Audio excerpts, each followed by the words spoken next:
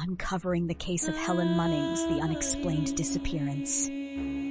Helen Munnings was a 20-year-old young woman living an ordinary life in the small Australian coastal town of Burnie, Tasmania.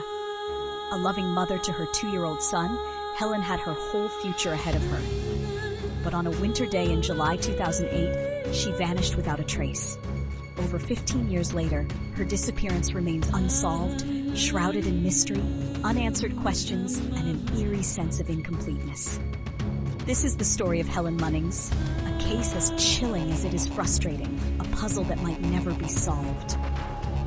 Helen was a promising young woman, described by her loved ones as kind, quiet, and caring. She lived with her son Thomas at her mother's home, and between juggling motherhood and day-to-day life, she had aspirations of studying nursing. It seemed like Helen was determined to build a better future, not only for herself, but also for her son. While Helen appeared content in her role as a mother, there were complexities in her personal relationships. One of the most notable was her involvement with Adam Taylor, a much older man in his 40s who was not only her boyfriend but also the father of her child. Their relationship was tense, complicated by their age gap, secrecy, and the pressure of societal judgment. This connection would soon become the focal point of speculation surrounding Helen's fate. It was the afternoon of July 23, 2008. Helen reportedly spent part of the day with Adam Taylor, who picked her up in his car. What exactly transpired during their time together remains murky, but one fact stands clear. This would be her last known day. According to Adam's account, the two had a conversation before Helen abruptly asked him to stop the car near the Ulverstone waterfront, a desolate and eerie location. She then exited the vehicle, walking towards the shore, and disappeared into the icy void of the winter day. Since that moment, no one, not friends, family, or authorities, has seen or heard from Helen. Adam's statement raised immediate questions. Why did Helen leave the car so suddenly? Where did she go from there? And why was there no trace of her? No body, no belongings, no sign of movement after she stepped away. Alarmed by Helen's uncharacteristic disappearance, her family launched an urgent search. They reported her missing, and efforts to locate her began almost immediately. Police scoured the waterfront area, divers searched nearby waters, and investigators interrogated people who might have a connection to Helen's final hours. Yet no substantial evidence emerged. The lack of physical clues both confounded and frustrated investigators. Despite extensive efforts, there were no footprints, no signs of foul play, and no indication that Helen entered the water. It was as though she had simply vanished into thin air. Meanwhile, Helen's family was left clinging to hope, desperate for answers. Her mother, Mary Munnings, became the heart of the search, rallying for visibility and pushing for justice. For Mary, the idea that Helen would willingly leave her son behind was unthinkable. At the center of much of the suspicion surrounding Helen's disappearance is Adam Taylor. As the last person known to be with her, his behavior and statements were subject to intense scrutiny. Taylor claimed he had no involvement in Helen's disappearance and maintained his innocence. However, his actions raised eyebrows. Despite being Helen's partner and the father of her child, Taylor expressed little visible grief and continued on with his daily routine, almost as if nothing had happened. The community's growing suspicion of Taylor wasn't helped by claims that Helen's relationship with him had been marked by tension and control. His contradictions added further weight to the accusations. Initially saying that Helen had seemed fine, Taylor later admitted that the two had argued before she left the car. Could their argument have escalated? Did Helen's departure from the vehicle signal something deeper? Perhaps a final attempt to escape his influence? As time dragged on and answers failed to materialize, theories about Helen's disappearance began to swirl.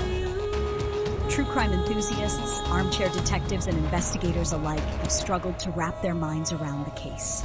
Let's explore the major possibilities. Did Helen run away? One theory suggests that Helen, overwhelmed by personal struggles, chose to leave her life behind. Some speculate that she planned an escape, perhaps to start over in a new location. Yet this theory falters when considering her love for her child. A devoted devotion that friends and family insist would have never allowed her to abandon him. Did she meet with an accident? Another possibility is that Helen fell victim to an accident near the waterfront, perhaps slipping into the freezing waters. However, if this were the case, surely her body or belongings would have been recovered. The lack of physical evidence makes this explanation tenuous at best. Was foul play involved?